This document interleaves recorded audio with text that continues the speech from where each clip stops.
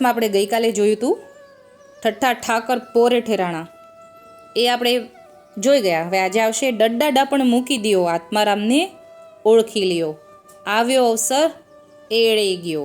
એનો ભાવાર્થ સમજાવે છે કે પ્રભુની ભક્તિ કરવામાં કોઈ જાતનું ડાપણ કે ચતુરાઈ કામમાં આવતી નથી. હાલો મળી ગોકુળ જઈએ એ પદમાં કહ્યું છે કે ડાયા હોય તે દૂર થાને રહેજો, ગેલાનું છે કામ. એટલે શાણ પણ ઠાકોરજી સાથે થોડી કરી શકાય. ઠાકોરજી તો બધું જાણવાવાળા હોય. ડાયા હોય તો તે પ્રભુ ભક્તિથી દૂર રહેજો. પ્રભુની ભક્તિમાં તો જે ગેલા ને ભોળા છે તેનું કામ છે. કશોરદાસ કહે છે કે ચતુરાઈ કરતા ચોળે પડે, આયુષ્ય ઓછેરી થાય. ચતુરાઈ કરવામાં તો અનેક જાતના ચોળા મનમાં ગરે અને એમ કરતાં આયુષ્ય પૂરું થઈ જાય.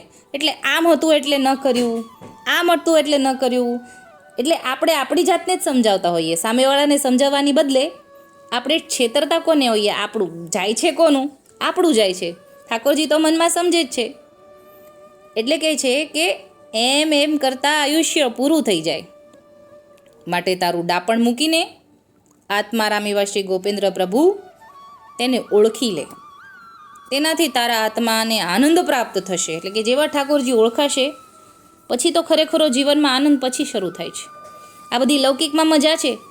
મજાનું તો વિરોધી દુઃખ પણ થાય, સજા પણ મળે, પણ આનંદમાં આનંદનું કોઈ વિરોધી નથી. આનંદ તો સતત થયા કરે. તો એ કહે છે કે જ્યારે ગોપેન્દ્ર પ્રભુને ઓળખાશે ત્યારે તારા આત્માને આનંદ પ્રાપ્ત થશે.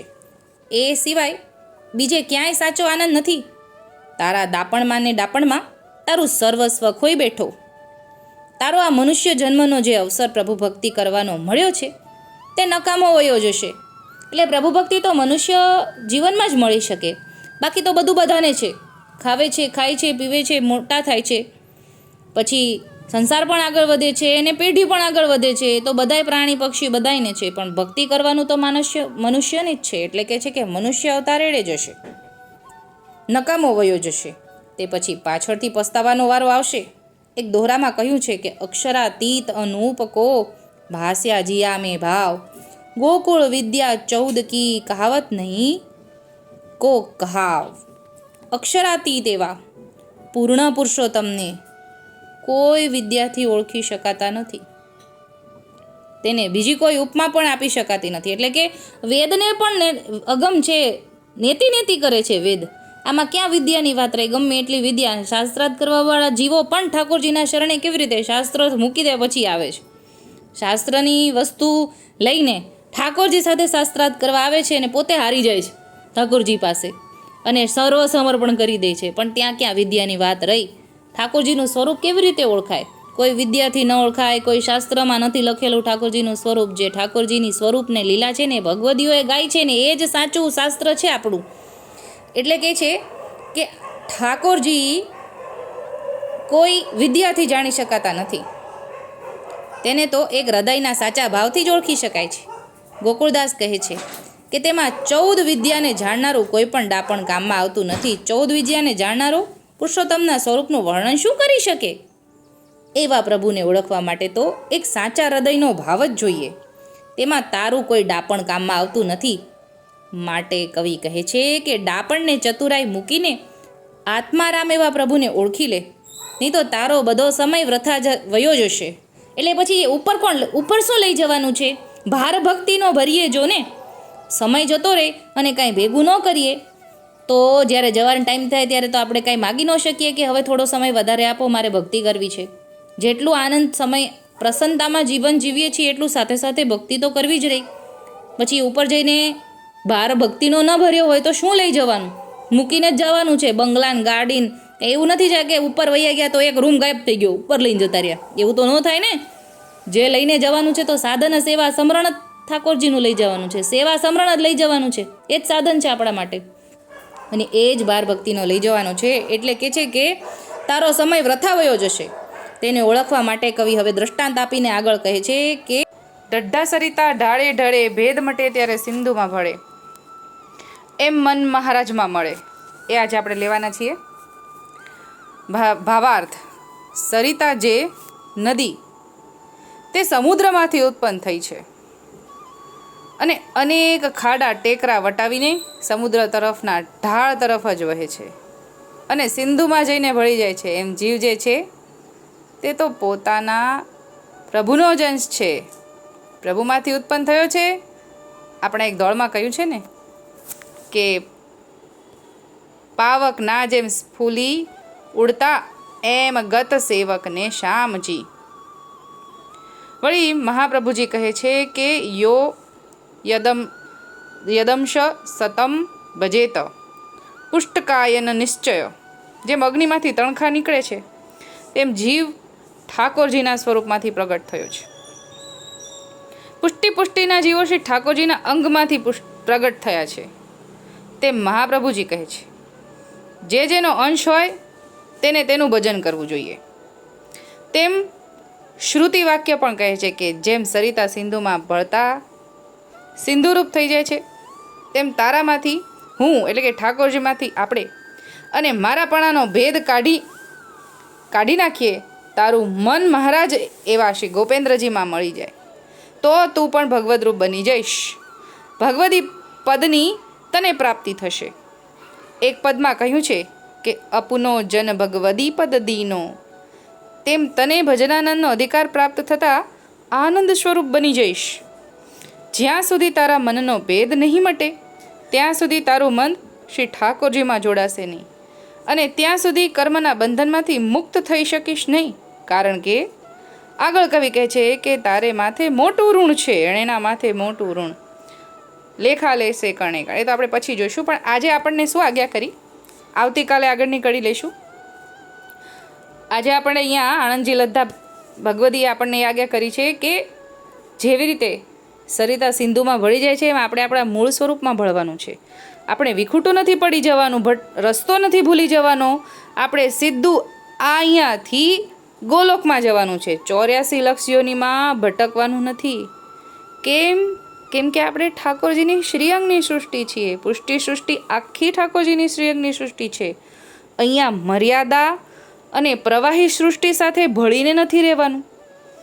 એ તો બીજે જ જવાના છે 84 લક્ષ યોનિમાં, અથવા તો મોક્ષને પામશે જેવો જેનો કર્મ ને અધિકાર. પણ આપણને તો ઠાકોરજી શ્રીયંગની સૃષ્ટિ છે એટલે સિદ્ધિ ગોલોકધામની પ્રાપ્તિ માટેનું ઠાકોરજી આપણને આજ્ઞા કરે છે. મનોરથ, તેલ તિલક, આ બધી પ્રણાલિકામાં પણ ઠાકોરજી સમજાવે છે કે ગોલોકની પ્રાપ્તિનો કયો પ્રકાર છે. એટલે સિંધુમાં ભળી જવાનું છે. ભેદ મટે ત્યારે સિંધુમાં ભળે. એટલે કે આપણો ને ઠાકોરજી વચ્ચેનો જે ભેદ છે, જે હું છે, આપણને આપણા સ્વરૂપનું, ઠાકોરજીના સ્વરૂપનું જ્ઞાન નથી ત્યાં સુધી ભેદ છે. આપણે દૂર છીએ. હજી આપણે આપણા સ્વરૂપને નથી ઓળખતા. આપણે જ્યાં સુધી આપણને ખબર નથી પડતી કે આપણે કોણ છીએ ને ક્યાંથી આવ્યા છીએ ને ક્યાં જવાનું છે. કોણ છીએ? ઠાકોરજીના શ્રીઅંગની સૃષ્ટિ. ક્યાંથી આવ્યા છીએ? ગોલોકધામથી, મૂળ સ્વરૂપમાંથી. અને ક્યાં જવાનું છે? ફરીવાર મૂળ સ્વરૂપમાં ભેગું થવાનું છે. વચનામૃતમાં ઠાકોરજી આજ્ઞા આપે છે કે ગોલોકધામમાં તો કોટાના કોટી યુથ છે. સૃષ્ટિ કેવી રીતે ધીમે ધીમે પ્રગટ થઈ એવી રીતે કોટાના કોટી યુથ છે. એમાં યમુનાજીની નિકુંજ તો મુખ્ય છે અને યમુનાજીની નિકુંજ તો સર્વથી ન્યારી છે. એના જીવ છીએ આપણે. તો ઠાકોરજીએ શ્રી મુક્તિ કહી દીધું કે જ્યારે આપણા ગળામાં 3 સરી માળા ધારણ કરી આપણે, ત્યારે જ આપણા પર મોહર લાગી ગઈ જમનાજીની છાપ. મેરે શિર છે જમનાજીની છાપ. પછી હવે આપણે તો ગોલોકધામ તરફ જ જવાનું રહ્યું અને એ તરફ જ આચરણ કરવાનું રહ્યું કે એ તરફ જવા માટેનું શું આચરણ છે અને શું ઠાકોરજી આજ્ઞા કરે છે. ભગવદીનો આપણે ચરણ પકડવાના છે અને એમ જ આગળ જવાશે. કેમ કે ભગવદીઓ ઠાકોરજીની સાથે છે અને ઠાકોરજી ક્યાં છે? ગોલોકધામમાં. અને ગોલોક ક્યાં છે? આપણા ઘરમાં. એટલે આપણે આપણું ઘર, આપણા ઠાકોરજીની જે સેવ્ય સ્વરૂપ છે એમની સેવા કરીને ભૂતલમાં પણ ગોલોકમાં જઈએ અને પછી ગોલોકમાં અહીંયા પછી પણ ગોલોકમાં જઈએ. એટલે કે ભેદ મતે ત્યારે સિંધુમાં ભળે. એટલે સિંધુ એટલે ઠાકોરજી મહારાજ, ગોપેન્દ્ર મહારાજ, એવું અહીંયા આપણને સમજાવ્યું.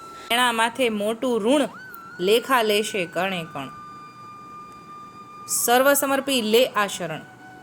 એનો ભાવાર્થ જોઈએ. તારા કરેલા કર્મ ભોગવવાનું મોટું ઋણ દેણું છે, તે તારે ભરપાઈ કરવું પડશે. ચૂકતે હિસાબ આપવો પડશે. તારા કરેલા કર્મનો હિસાબ કરીએ જર આપવો પડશે. તે કર્મ કરતી વખતે વિચાર કર્યો નથી. જ્યારે તેના ફળરૂપે દુઃખ ભોગવવાનો વારો આવે છે ત્યારે મોટી બૂમો પાડવા માંડે છે કે હું તો મરી ગયો કરીને તે દુઃખમાંથી છૂટવા આમ તેમ દોડાદોડ કરી મૂકે છે. એટલે આપણને આનંદજી લદ્દા સમજાવે છે કે કર્મ કરતી વખતે તો ખબર પડતી નથી, ભોગવતી વખતે ભાગીએ છીએ. કર્મ કરતી વખતે તો આપણને ધ્યાન જ નથી રહેતું. એટલે આવી રીતે સમજાવે છે.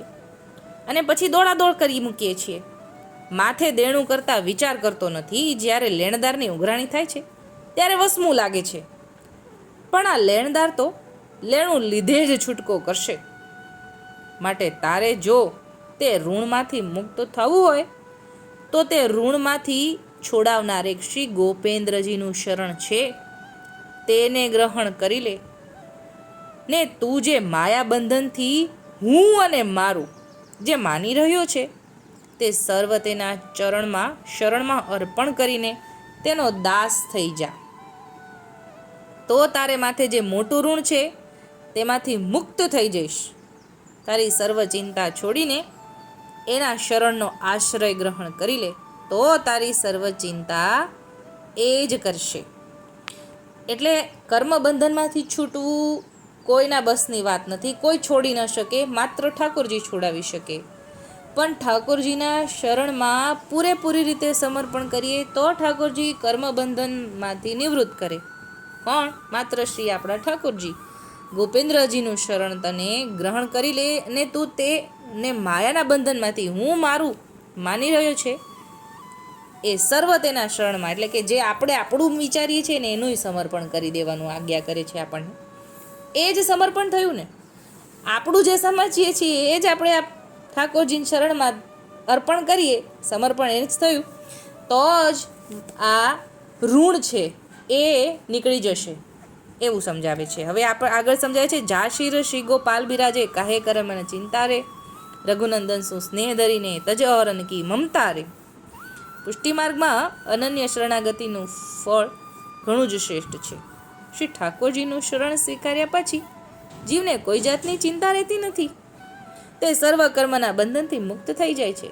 એટલે કર્મબંધનનું કોઈ 84 લક્ષ્યોની જરૂર નથી, કર્મબંધનની જરૂર નથી. એકવાર ઠાકોરજીની શરણે આવે ત્યારે જ બધું નષ્ટ થઈ ગયું. તે સર્વ કર્મના બંધનથી મુક્ત થઈ જાય છે. પછી તેને કોઈ કર્મ બાધા કરી શકતું નથી. એવા જીવને પછી કોઈ કર્મ ધર્મની વિધિ કરવાની રહેતી નથી. હરિએ દાસ શ્રી ગોપેન્દ્ર ચરણ વિના અન્ય ધર્મ વ્યાભિચાર રે.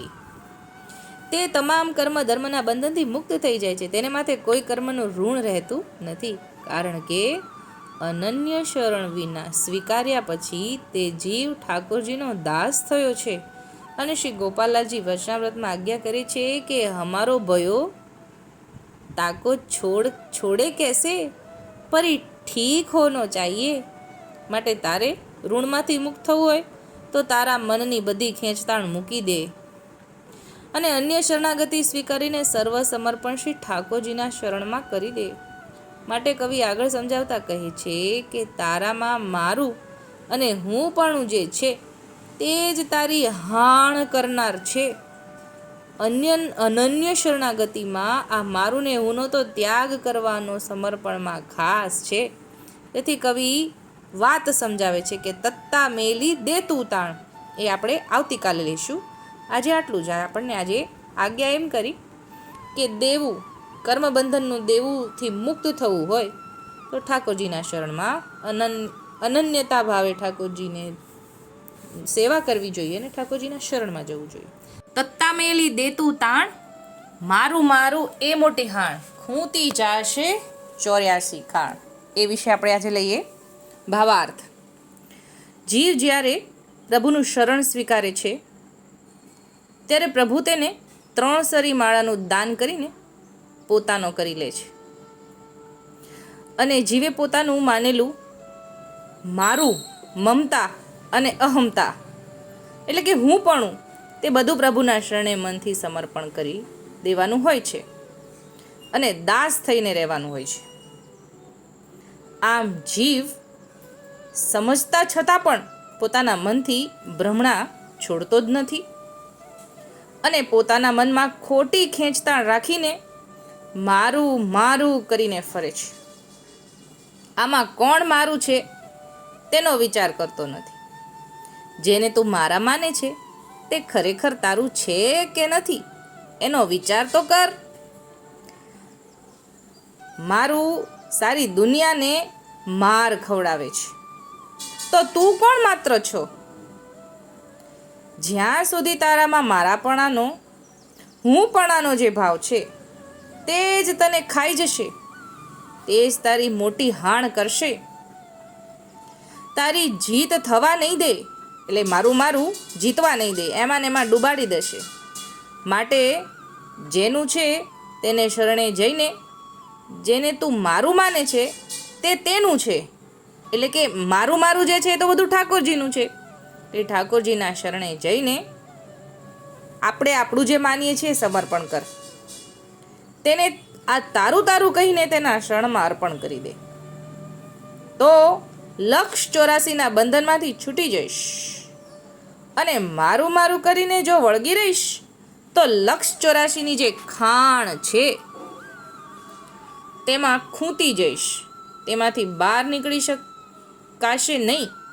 માટે તારે જો તારું સુધારવું હોય તો ખોટી ખેંચતાણ જે મારાપણાની છે તે મૂકી દઈને શ્રી ગોપેન્દ્રજીના શરણનો આશ્રય ગ્રહણ કરી લે અને તેમાં મનને સ્થિર કર. એટલે ઠાકોરજીના ચરણમાં મનને સ્થિર કરવાનું કહે છે. તે જ તારું છે, તે જ તને લક્ષ 84ની ખાણમાંથી ખેંચીને બહાર કાઢશે. પણ જ્યારે તારું મન તેના શરણમાં સ્થિર થશે ત્યારે, માટે કવિ આગળ કહે છે, થથ્થા થીર રેવું એક થાનક, બીજી શીદ દેખાડસ બાનક, કાળ આવી ઊભો રહેશે અચાનક. જે આપણે આવતીકાલે લઈશું. પણ આજે આપણે શું જાણ્યું? જે આ તાણ છે ને, મારું મારુંની તાણ, ખેંચ તાણ, મારા દીકરા, મારી છોકરી, મારા વર, મારા દીકરાની વહુ, મારા દીકરાના દીકરા, મારા પૈસા, મારી ફિક્સ, મારી ગાડી, મારો બંગલો, આ બધું મારું મારું મારું જે છે એ તો બધું ઠાકોરજીએ આપેલું છે. ઠાકોરજીએ આપેલી આપણી અંદર શક્તિ દ્વારા આપણને મળેલું છે. એટલે બધું જ ઠાકોરજીનું છે. એ આપણને સમજાતું નથી. જ્યાં સુધી બધું હાયદે હોય, સારું સારું હોય, ત્યારે આપણને સમર્પણ ભાવ નથી આવતો. જ્યારે દુઃખ પડે, આપણા હથિયાર હેઠા બેસી જાય અને બધા પ્રયત્ન કરીને હારી જઈએ ને, ત્યારે આપણા જેવાને સમર્પણ ભાવ યાદ આવે કે બધું ઠાકોરજી કરે છે. ઠાકોરજીની મરજી વગર એક પાંદડું નથી હલતું. એટલે આ તો હારી જવાનો શબ્દ છે. પણ ખરેખર આવા સમયે સમર્પણ નહીં. જ્યારે સારું સારું થાય છે ત્યારે આપણે દોડીને ઠાકોરજી પાસે નથી જતા. ઠાકોરજીનું તો આપણા પર ઋણ કેટલું બધું છે. અહીંયા વળગી લેવાની વસ્તુ આપણે પકડી રાખીએ છીએ, જે અહીંયાથી મૂકીને જવાનું છે. અને જે લઈ જવાની વસ્તુ છે એ ભાર ભક્તિનો ભરીને નથી જવું. આપણે ખોટી તાણ કરીએ છીએ, ખેંચ તાણ. એટલે કે છે તત્તા મેલી દેતું તાણ, મારું મારું એ મોટી હાણ. જો મારું મારું કરીને જીવ એમાં ને એમાં રહેશે, ઠાકોરજીમાં જીવ નહીં જાય, તો પછી પાછા 84 લાખ યોનીમાં ફરવાનું છે. એવું કે છે 84 લાખ યોનીમાં ફરવું ન હોય તો ગોપેન્દ્રજીના શરણનો આશરો લે. અને ગોપેન્દ્રજીના શરણમાં 84 લાખ યોની મટી જશે. એવું અહીંયા સમજાવ્યું. થથ્થા થીર રેવું એક થાનક, બીજી શીદ દેખાડસ બાનક, કાળ આવી ઊભું રહેશે અચાનક. ભાવાર્થ: તારે તારા મનને ઠાકોરજીના શરણમાં સ્થિર કરવું નથી અને બીજા અનેક બાના દેખાડીને મનને ભટકાવ્યા કરે છે. હા, એટલે જ્યારે આપણને અનુકૂળતા ન હોય ને ત્યારે આપણને ઘણા બધા જવાબ મળી જાય. આજે આમ હતું એટલે સેવામાં ન પહોંચ્યા, આજે આમ હતું એટલે ભગવદ વાર્તામાં ન પહોંચ્યા, આજે આમ હતું એટલે આજે વાંચી ન શકાયું મારાથી, આજે મને માથું દુખે છે એટલે સેવામાં દર્શન કરવા નથી જવાયું. કાંઈ પણ નિત્ય ભગવદ વાર્તા વાંચવી જોઈએ, દર્શન કરવા જોઈએ, સેવા કરવી જોઈએ. આ વૈષ્ણવનું કર્તવ્ય છે. પણ જો આમાંથી આપણે નિયમમાંથી ચૂકીએ છીએ અને કાંઈક અનુકૂળતા નથી, કાંઈક પ્રતિકૂળતા છે, તો આપણું મન એમાં જવા માટે મજબૂર કરતું નથી આપણને, ત્યારે અહીંયા આપણને સમજાવે છે કે બાના દેખાડીને મન તો ભટકાવ્યા કરે છે. એમ કરતાં સમય વ્યતીત થઈ જશે અને કાળ ઓચિંતાનો ઝડપ મારી લેશે, તેની તને ખબર નથી. માટે તારું મન એક શ્રી ગોપેન્દ્રજીના ચરણમાં સ્થિર કરી લે. એટલે આપણને ખબર છે કે ક્યારે આપણે ઉપર જવાનું છે, ખબર તો નથી ને ક્યારે આવી જશે ઉપર જવાનું, એ ખબર નથી. તો પછી ત્યારે ન માગાય કે ઘડીક ગોપાલલાલનું નામ લઈ લો, ઘડીક મને 5 મિનિટ આપો, ત્યારે તો ન બોલી શકાય ને. આપણી પાસે જ્યારે દિવસો એકદમ પ્રસન્નતાવાળા છે, તો ત્યારે આપણે ઠાકોરજીનું નામ લઈ લઈએ ને, તો આદત પડી જશે ને ઠાકોરજીના નામ લેવાની. તો પછી આપણે જ્યારે પ્રસન્નતામાં નથી ને, ત્યારે આપણી જીભ ઓટોમેટિક ગોપાલલાલનું નામ લેશે જ. એમ કે છે કે માટે તારું મન એક શ્રી ગોપેન્દ્રજીના ચરણમાં સ્થિર કરી લે. પણ તું તો અનેક બાના નતનવા દેખાડે છે કે મારે હજુ આ કામ કરવું છે ને પેલું કામ કરવું છે, હજુ ક્યાં સમય વયો ગયો છે, પ્રભુની ભક્તિ કરવાને હજી વાર છે, હજુ ક્યાં ઉંમર થઈ ગઈ છે. પણ પ્રભુ ભક્તિ કરવા માટે કોઈ સમય નક્કી નથી, તે તો સમજ્યા ત્યારથી સવાર. એ ન્યાયે પ્રભુ ભક્તિનો આદર કરવો જોઈએ. પ્રભુ ભક્તિ તો બાલ્યકાલથી જ શરૂ કરવી જોઈએ, તે કાંઈ વૃદ્ધાવસ્થાએ જ કરવી એવું કોઈ પ્રમાણ નથી. વૃદ્ધાવસ્થામાં કાંઈ બની શકે નહીં. આંખ કામ કરે નહીં, કાન સાંભળે નહીં, પગ હાલે નહીં, એમ પછી એક ઇન્દ્રિયો શિથિલ થઈ જાય, પછી શું પ્રભુ ભક્તિ બની શકે ખરી? પણ ભક્તિ તો બાલ્યકાલથી કરવાની, તેની ટેવ પાડવાની હોય, તો આગળ ઉપર પ્રભુમાં મન જોડાય અને વૃદ્ધાવસ્થાએ મન જે છે તે પ્રભુની ભક્તિમાં સ્થિર થાય. એટલે કે પહેલેથી આપણને ટેવ પડી જાય ને, પછી એ ટેવ એના વગર રહેવાય નહીં. એવી ટેવ એને કહેવાય ને. ટેવ એને કહેવાય કે જે વારા ઘડીએ એના તરફ જવા માટે આપણું મન લલચાય. એટલે કે પહેલેથી જ ટેવ પાડી દેવાનું અહીંયા વાત કરે છે. મનુષ્ય જન્મ સિવાય પ્રભુની ભક્તિ થઈ શકતી નથી. બીજા અન્ય અવતારોમાં પણ જીવને કેવી ટેવ છે તેના દાખલા ભક્ત કવિ આપણને આપીને સમજાવે છે કે મોર, પતંગિયું, ચાતક, હાલાર, પંખી, બપૈયો એવા જીવોના અનેક ટેક અને દ્રઢતાના દ્રષ્ટાંત મનુષ્ય યોનિમાં રહેલા જીવને પ્રભુ ભક્તિ કરવા વિશે આપે છે.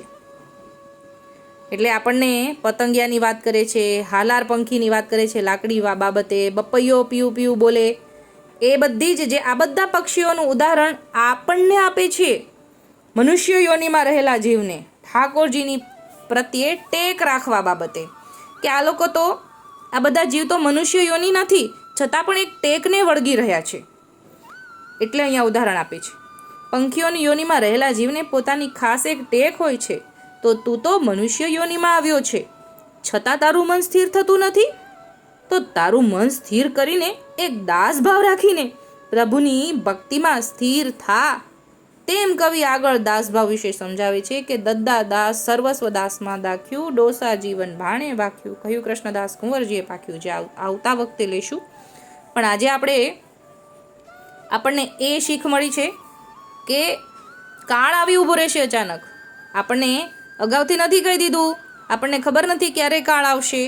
તો સતત નામ સ્મરણ કરવું, પછી આપણને મોકો નહીં મળે. આજે આપણે જાણ્યું દદ્દા સર્વસ્વ દાસમાં દાખ્યું, ડોસા જીવન ભાણે ભાખ્યું, કહ્યું કૃષ્ણદાસે કુંવરજીએ પાંખ્યું. એ 18મી કડીનો ભાવાર્થ. નવધા ભક્તિમાં 10 ભક્તિ 7મી છે નહીં, નવધા ભક્તિમાં દાસ ભક્તિ 7મી છે. એટલે 9 ભક્તિમાં 7મી ભક્તિ દાસ ભક્તિ. જીવ જ્યારે પ્રભુના શરણે થાય છે ત્યારે તેને 7મી દાસત્વ ભક્તિ પ્રાપ્ત થાય છે, એવો પુષ્ટિમાર્ગનો સિદ્ધાંત છે.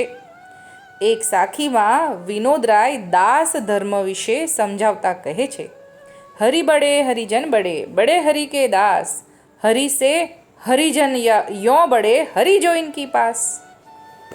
પુષ્ટિમાર્ગમાં દાસાનુદાસનો ભાવ શ્રેષ્ઠ કહ્યો છે. દાસ ધર્મ આધીનપણાનો છે. જે જેને આધીન તેની ચિંતા તે કરે.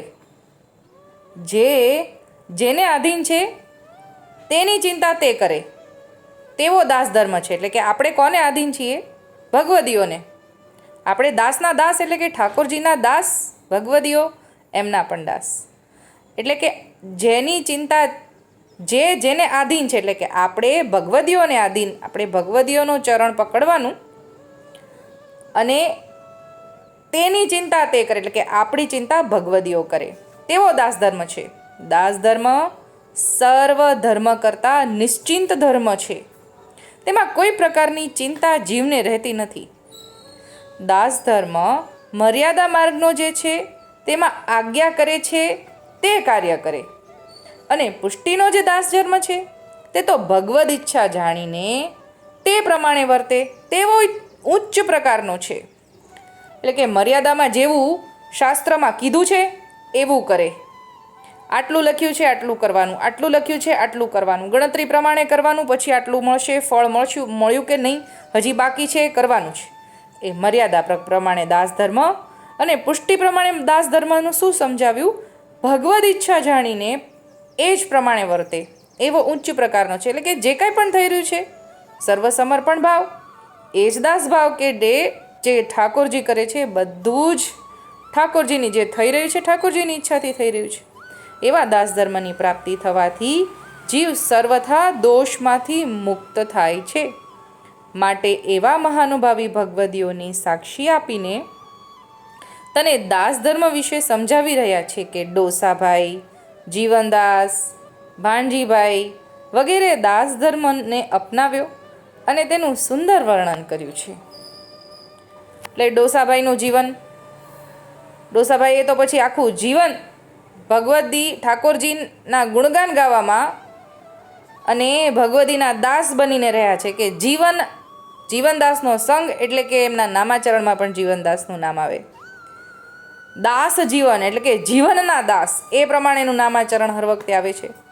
અને રૂડો કવિ થઈશ એવું મહારાજે પણ આજ્ઞા કરેલી છે. એટલે પછીનું જીવન તો ઠાકોરજીના નામ સ્મરણમાં અને હાકલ લખવામાં અને પદ લખવામાં ગાળ્યું. એટલે કે આખું જીવન દાસ ધર્મમાં પાળવામાં ગાળ્યું. કૃષ્ણદાસ અને કુંવરજી ગાંધી જેવાએ તે દાસ ધર્મને જાણ્યો અને તેના વખાણ કરીને કહ્યું કે સર્વસ્વ એક દાસ ધર્મમાં જ સમાયેલું છે, પણ તારું તો હું અને મારાપણું છૂટતું નથી. એટલે કે હવે આપણા વિશે આવ્યું. હવે આણંદજી લદ્દા આપણને વઢે છે કે આવા બધા ભગવદીઓ આખું જીવન દાસ ધર્મમાં કાઢ્યું છે, પણ હવે તારું તો હું ને મારું છૂટતું નથી. ત્યાં સુધી દાસ ધર્મ ક્યાંથી પ્રાપ્ત થાય? પુષ્ટિ ભક્તિ દાસ ધર્મ આવ્યા સિવાય પ્રાપ્ત થવાની નથી. એટલે કે મૂળ પ્રથમ જ પાયો દાસ ધર્મનો છે. અને પુષ્ટિ સંહિતામાં આપણે નાની વાતમાં આવ્યું એ પ્રમાણે કે દાસ ધર્મ કોને સિદ્ધ થાય? ભગવદ્ ગુષ્ટ 3 દિવસનો મેલાપ ગુષ્ટ ગુડરસ ગ્રંથમાં પણ આવશે કે દાસ ધર્મ કેમ બધાઈને સિદ્ધ નથી થતો. ત્યારે ઠાકોરજી આજ્ઞા કરતા કહે છે કે જે દૈવી જીવ હશે એને જ દાસ ધર્મ આવશે. બધાને દાસ ધર્મ આવતું નથી, કેમ કે દિનતા તો સ્વામિનીજીનું મન છે, જેને ને તેને ન મળે. એટલે કે દાસ ધર્મ આવવો જ અઘરો છે. હવે અહીંયા આપણને આનંદજી લદ્દા આજ્ઞા કરે છે કે પુષ્ટિ ભક્તિ દાસ ધર્મ આવ્યા સિવાય પ્રાપ્ત થવાની નથી. એ વાત ચોક્કસપણે ભગવદીઓ કહી ગયા છે.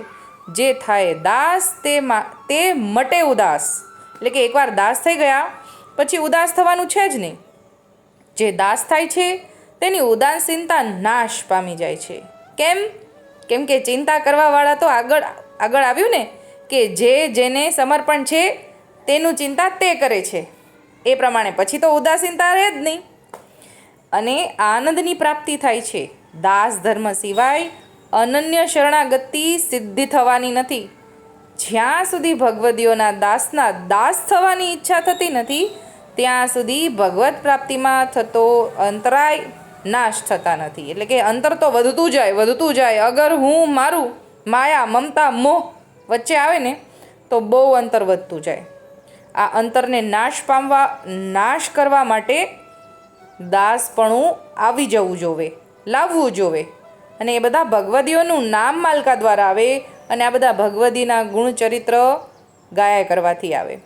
પુષ્ટિજનને પાયે લાગુ દાસનો છું દાસ, માટે તારી સર્વ શેખી ચતુરાઈ છોડીને એક દાસપણાનો સ્વીકાર કર અને સર્વસ્વ સોંપી દે, તો ભગવત પ્રાપ્તિમાં વિલંબ નહીં થાય. દાસપણામાં ધીરજ જોઈએ, તે ધીરજ તારામાં ક્યાં છે? તે ઉપર કવિ આગળ સમજાવતા કહે છે કે સેવા ધર્મ સબસે કઠોરા, દાસપણું ધીરજ ધારણ કરવાથી પ્રાપ્ત થાય છે. એટલે હવે આગળની કડી આવશે, જે આવતા વખતે લઈશું. દદ્દા ધીરજ મોટો ધર્મ, કરે ક વિદ્યા વળગે કર્મ, મૂકી દેજે મનનો મર્મ. એટલે આજે આ કડીમાં તો ખાસ તો આપણે દદ્દા સર્વસ્વ દાસમાં દાખ્યું. એટલે કે આ બધા ભગવદીઓ ડોસા, જીવન, ભાણજીભાઈ, કૃષ્ણદાસ, કુંવરજી ગાંધી. કૃષ્ણદાસ અને કુંવરજી ગાંધી તો કૃષ્ણદાસને જ ગોપેન્દ્રલાલજી દેખાતા હતા, એ એમના દાસ છે. ડોસા જીવન એટલે કે ડોસાભાઈ જીવનદાસના દાસ અને પાંચાભાઈના દાસ સમજીને આખું જીવન ગાળ્યું, માનીને સર્વસમર્પણ કરીને માંડ્યું. એટલા માટે અહીંયા ડોસા જીવન ભાણે ભાખ્યું ને કૃષ્ણદાસને કુંવરજીનું ઉદાહરણ આપ્યું છે કે આવું દાસભાવ હોવું જોઈએ. હવે આવા બધા ભગવદીઓ દાસભાવ છે, આપણે શું વિસાતમાં, તોય આપણને મારું જાતું નથી. અને એ મારું આપ્યું છે કોણે? ઠાકોરજીએ આપ્યું છે, છતાંય આપણને નથી સમજાતું. એટલે આણંદજી લધા આપણના માટે આખો કક્કો કરી ગયા છે કે કોઈક તો કડીમાં સમજાશે આપણને, એકાદી કડી આપણા હૃદયમાં સ્પર્શ થશે ને એકાદી કડી કદાચ આપણા માટે જ લખી છે એવું આપણને સમજાશે અને ત્યારથી આપણું જીવન પરિવર્તન થશે. એવા ભાવથી કક્કાના ભાવાર્થમાં આપણને વારંવાર આણંદજી લધા વારંવાર આપણને આજ્ઞા કરી છે. આજે આટલું જ બોલીને કક્કાના ભાવાર્થને આપણે અહીંયા જ આટલું જ વિરામ આપીએ. બોલો શ્રી ગોપાલ લાલ કી જય.